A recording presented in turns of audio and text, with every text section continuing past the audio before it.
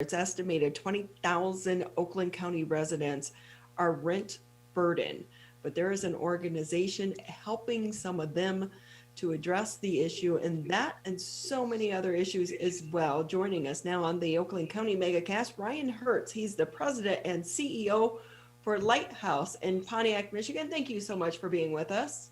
My pleasure, Ronnie. Thanks for having me. If we can start off with some good news, please.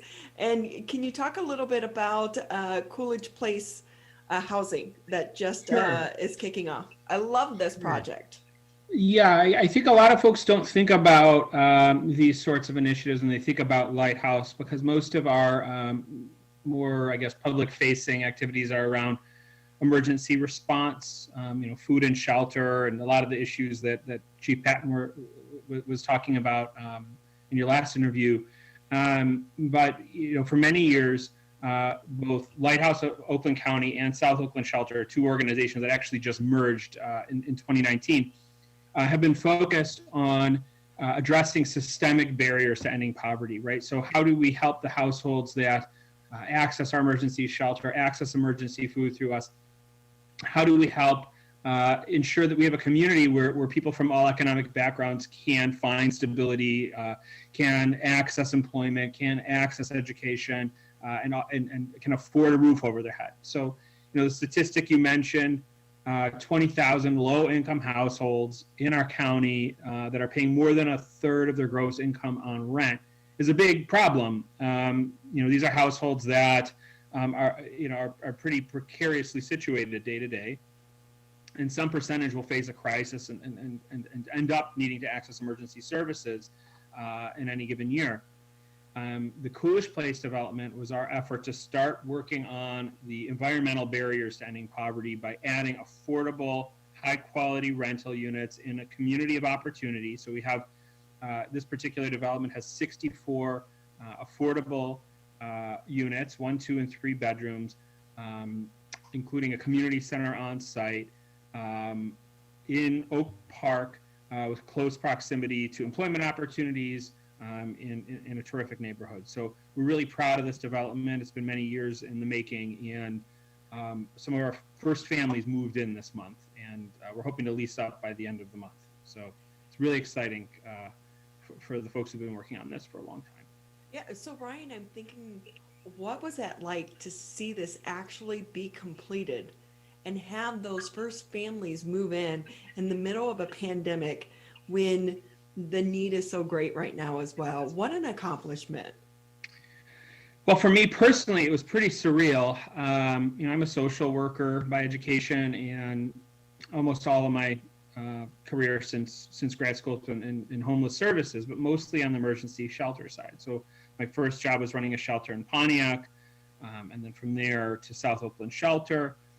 And, knowing what the best practice solutions are for people that are facing, housing insecurity issues and homelessness, but not having access to those resources was frustrating for many years. And I went through the experience of really trying to figure out what do we need to do in our community to position ourselves to be able to provide what we ought to be providing to people, right? So while I'm very glad that we've been able to ensure that, hundreds of people each year aren't left to the street and to the elements because of emergency shelter, and that we've been able to move the vast majority of those out of shelter into permanent housing over time, we've known that the reason, to quote I'm Jewish, so we just celebrated Hanukkah. So to quote a bit of Jewish folklore from the Midrash, there was a group of people pulling babies out of the Nile River, and one person turned to the other and said, shouldn't one of us go upriver and figure out who's throwing all these babies in the river, right? So, from that perspective, providing emergency services, you get frustrated recognizing that we shouldn't need these emergency services, really. And so for me to see families moving in, not just moving out of our shelter into some kind of housing solution, moving into a housing solution that provides a sense of a path forward, opportunity to achieve the dreams of these families, it was really meaningful.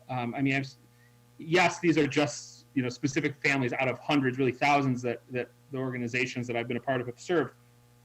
throughout my career. But to me, it was symbolic of this is what we really should be providing for the people that we serve. And it's time consuming, it's expensive. We have a lot of work to do to be able to do that at the scale necessary.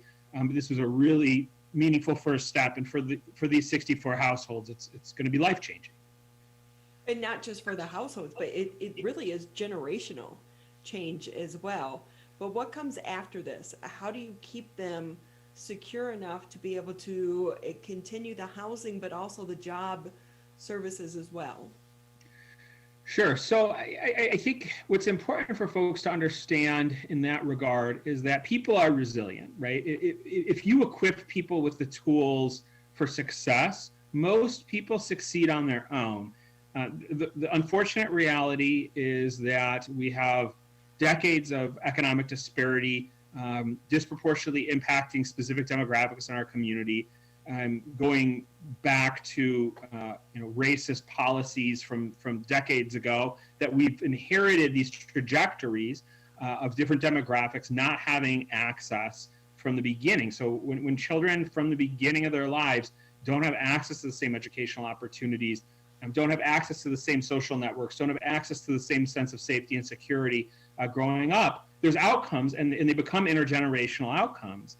And so when you ask the question, what are we going to do to assure these things? The reality is if you look at most of the research around intergenerational poverty, some of the highest impact interventions is simply moving lower income people into higher income communities, right? So just simply having the same access that higher income households have is typically enough to eliminate intergenerational poverty.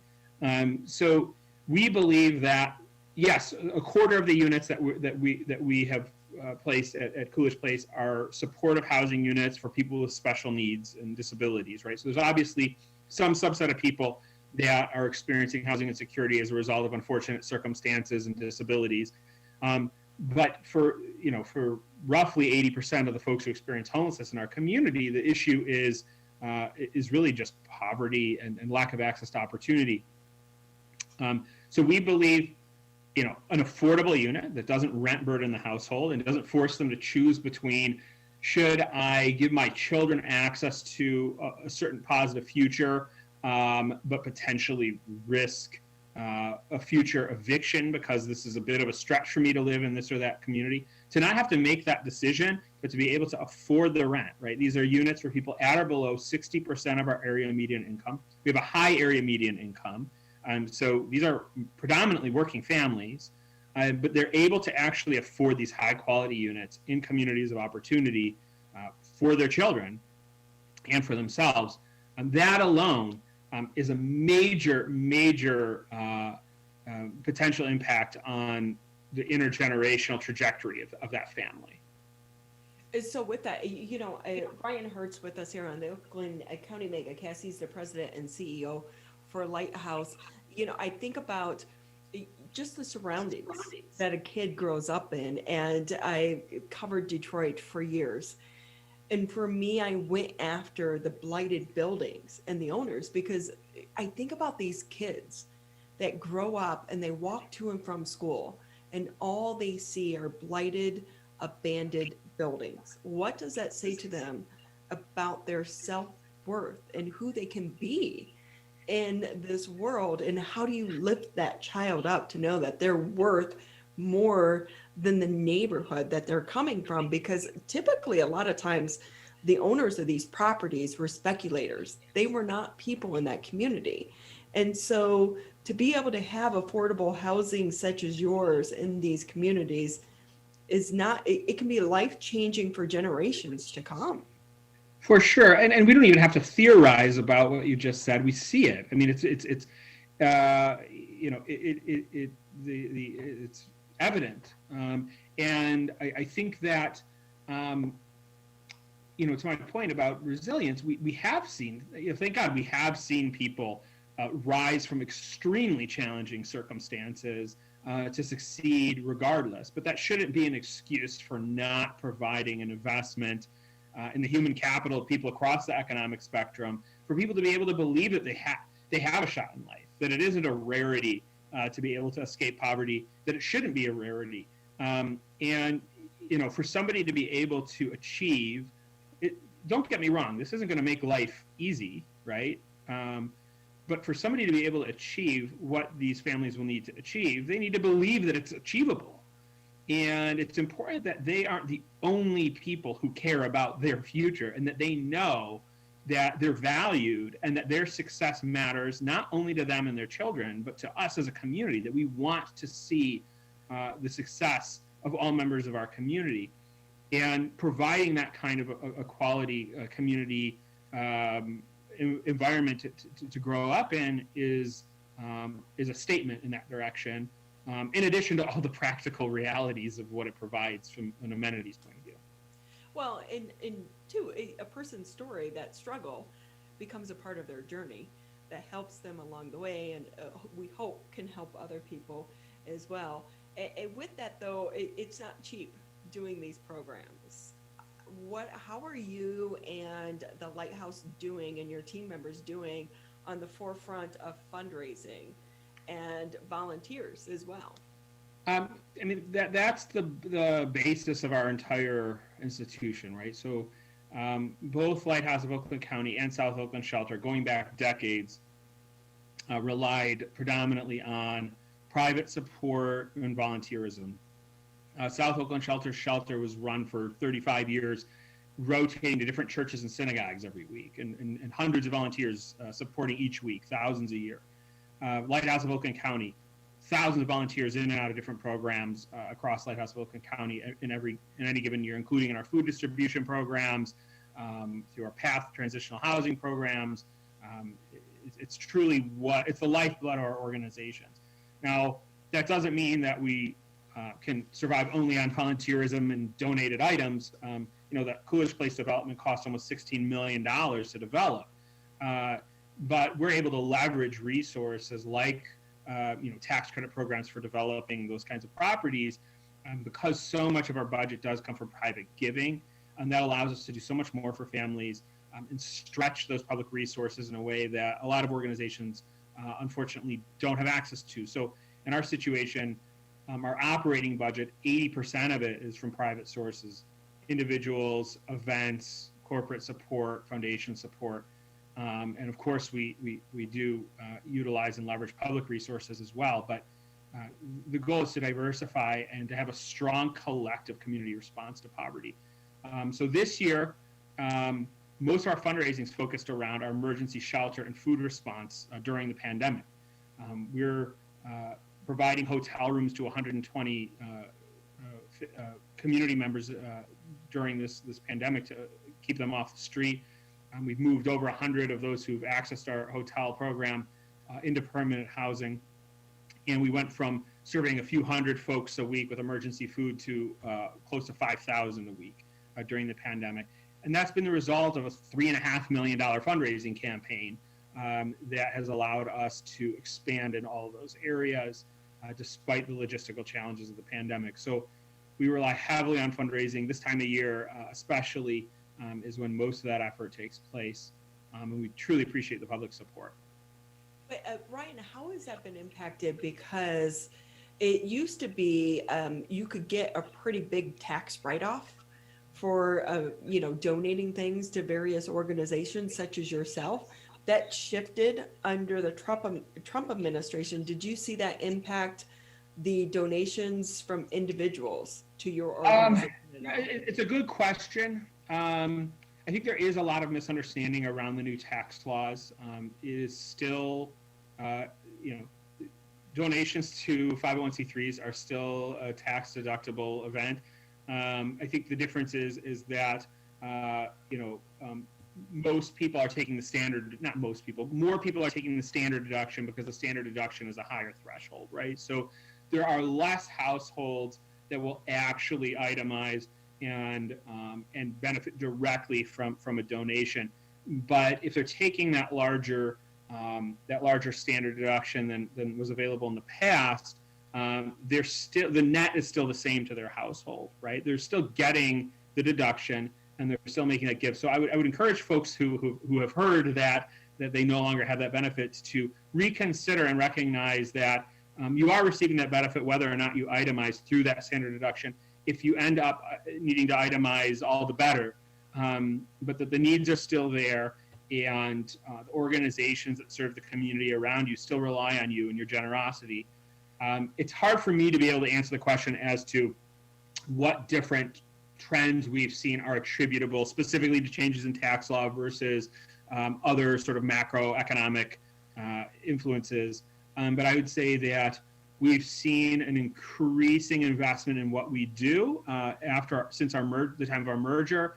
And it's been really powerful to see that the case that we're making to our community that we can do better than this, that we don't need to live in a community where people have to experience poverty, that there are solutions, they're within reach, and we owe it to our neighbors and to ourselves to attain those solutions, that people are buying in, and we are seeing an increase in support. And we're grateful for that, and we take it seriously, and our commitment is to put it to good use. Because we all definitely benefit when we raise our community up. So Orion Hertz with us here on the Oakland County MegaCast. He's the president and CEO for Lighthouse. Anything that maybe I didn't ask you that you want to touch on before I let you go? I'll just mention that we hope that folks will consider Lighthouse in their end of year giving. You can find out more about all of our activities, volunteer opportunities, giving opportunities at LighthouseMI, as in Michigan, lighthousemi.org.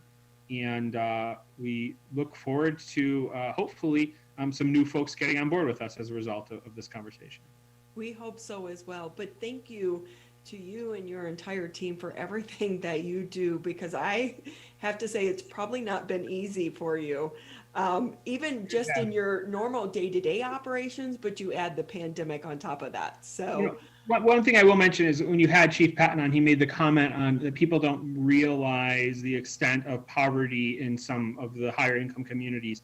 And I think it's important for people to know that our response to this pandemic and the way that we ramped it up, especially in regards to food security, was really in response to Oakland schools reaching out to us and saying, look, we have homeless students in every single district in Oakland County. I think in every single school, we have at least one family.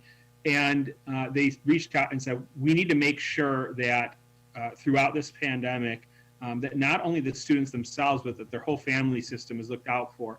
And that's really what inspired our response. And I hope that folks who maybe don't see poverty day to day in front of them, and maybe even less so if you're privileged enough to primarily be in and around your home during these last several months, not to forget about that, and not to forget about what other families in your community are facing. It's really, really important. it is so, and especially now, it's the holiday season and the time to give, and also to express gratitude for everything that we do have. So I want to say thank you to you for taking time out of your schedule to be with us. We always appreciate it. My pleasure, Ronnie. Thank you so much.